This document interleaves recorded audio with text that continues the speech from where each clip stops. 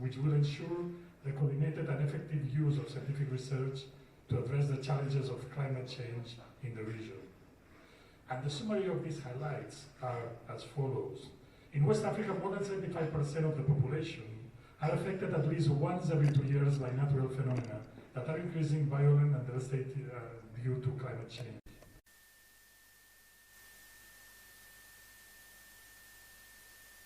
Food insecurity, which has had a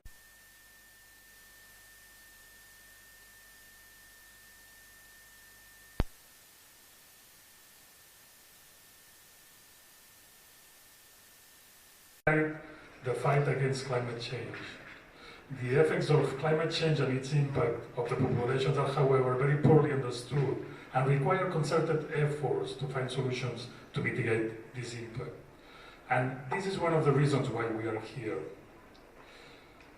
Climate change is clearly an issue, not only at the local level in the West African population, but also at the global level. There is a clear dearth of evidence and research on this impact on the population that's resulting in poor response mechanism. This is why we think that the time to act is now. The Medical Research Council unit in the Gambia, at the London School of Hygiene and Tropical Medicine, together with the University of the Gambia and the Gambia government, supported by key stakeholders such as the British High Commission, WASCL, and many other collaborators, are conducting this conference that will be formally inaugurated this afternoon. The aim is to bring attention to the issue of climate change, with particular focus on its importance and impact on health and human well-being. The conference is aimed to attract global, regional, and national scientific leaders, you, at the end of the day, in climate change field as well as policymakers.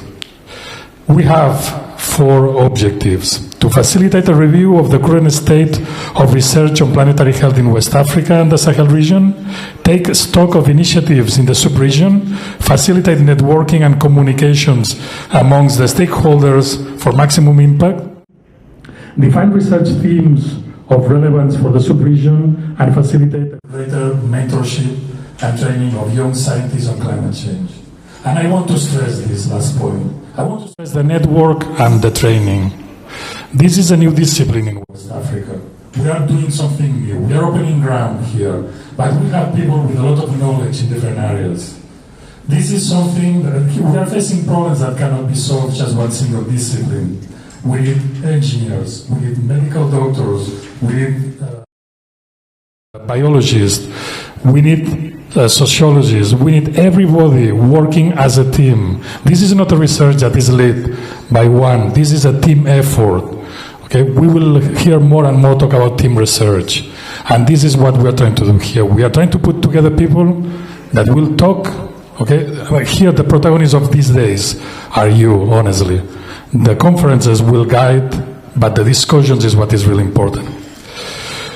We thought that a good start was going to be the learning labs. There are 4 learning labs: environmental impact of diet, future food system scenario analysis, assessment of environmental heat impacts on health, and monitoring and analyzing air pollution data and related health effects. I'm happy that it's not to stop using paper or things like that. I'm too old for new technology. But, well, as I said, we are all ready to learn. Thank you very much. Thank you very much for all to be here. Thank you. Thank you very much, John. Andy? Well, thank you very much. It's a great pleasure for me to add my words of welcome to you all. As we'll hear over the next few days, we are at an unprecedented stage in human history. On the one hand, we have enormous progress. On the other hand, we have tremendous threats. We're experiencing them now, but they're coming even more strongly over the horizon towards us. And as we've already heard, this whole field of planetary health is a new field, and it's not dominated by any one discipline. It needs transdisciplinary collaboration, where we all try to understand each other's different perspectives, different languages, and not just scientific language as well as our native languages. And so we work together to create something which is more than the sum of its parts. And this morning you'll have an opportunity to engage in some practical exercises. Important areas in planetary health. And the first one will be on the impact of the food system on the environment, and that will be led by Rosie Green, my colleague Rosie Green, who's there. So if you want to learn more about the environmental footprint of food systems, please follow Rosie. This is really important because we know that the food system is a big driver of change. It's a major contributor to climate change, depending exactly how you measure it. It's perhaps 30% of emissions, depending on whether you include land use change or not. And so the dietary choices that people make in different cultural contexts are very important determinants of the health of our planet and, of course, the health of people. So we'll hear a lot more about in that learning lab. Another learning lab will be on projecting the future. Of course, you can't exactly predict the future, but you can make plausible projections that can help in refining and defining policy. And Pauline Shielbeek, my colleague who's sitting over there, will be focusing on how we develop scenarios. Scenarios are a common way of portraying the future, bringing together different perspectives, both climate but also socio-economic development, because we know that there's an interplay between climate, other planetary health factors, and socio-economic development. And her lab will talk about how you design these projections using something called the shared socio-economic pathways, which she will explain in the workshop, which are being commonly used by climate and environmental sciences as a tool for plausible exploratory scenario development, which could be relevant to policy. So the next workshop is on air pollution. It's by Nuruddin Mohammed. Where's Nuruddin? Oh yeah, there's Nuruddin sitting in the front there. And so air pollution is a crucial issue for public health today. It's also linked to global environmental change, because many of the sources of air pollutants are also sources of greenhouse gas emissions. We know that air pollution, both household air pollution from burning solid fuel in houses, but also ambient air pollution, which gets out into the environment, we all inhale it all the time, is also a major killer, causes a major impact on global health.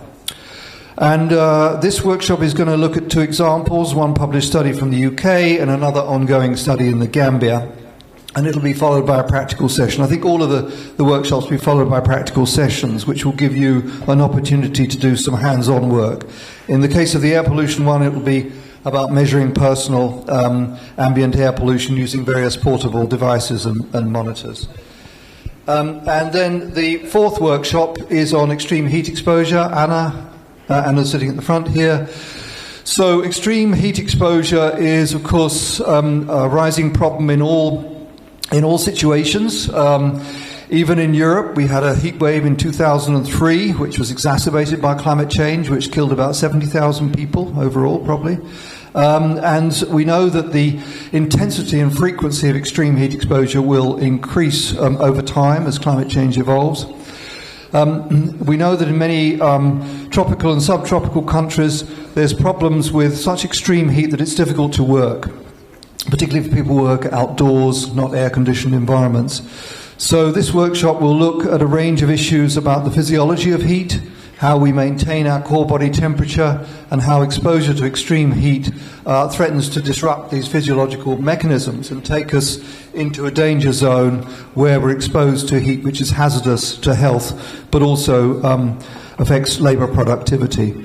So this workshop will look at the risk mechanisms, the physiology of thermal stress, and will also give participants an opportunity of designing a study to explore the impact of heat in a local setting. So I think all of these sessions will provide a very rich environment for you to get some hands-on kind of experience of looking at various, quite a disparate group of issues, all of them very relevant to planetary health. And I wish I could attend all of them, actually. They all sound really fascinating. I'm sure we'll all learn a lot. So in terms of where they're situated, I actually don't know, but are they they're all downstairs. So I would invite you to go downstairs, choose your workshop. They're going on till midday, I think, aren't they? So it should be quite a long time for you to get some sort of theoretical understanding, but also some practical experience of these four really important topics. So thank you all very much. Thank you very much. I've made a little bit of an oversight. Siddharth, do you want to just say something?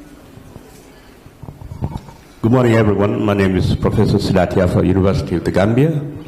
And also I have with me here Director of Capacity Building, a WASCAL program. WASCAL is responsible for climate change training at the Masters and PhD in West Africa, Professor Dauda Kone.